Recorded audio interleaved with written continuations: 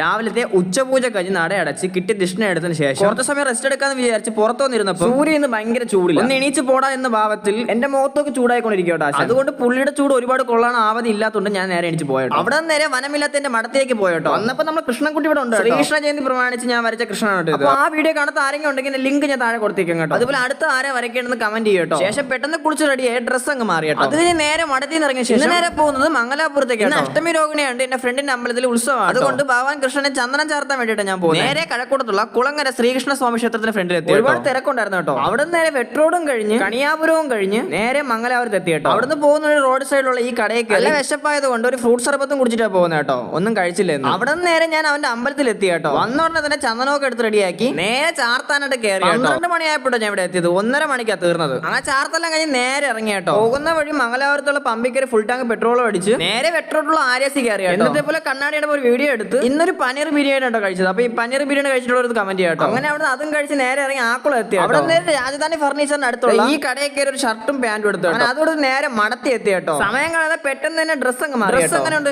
ഇഷ്ടമായോ? ഇഷ്ടമായി കമന്റ് ചെയ്യാം. അതുപോലെ നമ്മൾ യൂട്യൂബ് ചാനൽ ഇപ്പൊ 15,000 സബ്സ്ക്രൈബേഴ്സ് കഴിഞ്ഞിട്ടുണ്ട്. എല്ലാവർക്കും നന്ദിയോട് ലവ് യു. അപ്പൊ അടുത്ത വീഡിയോ കാണാം. ബൈ.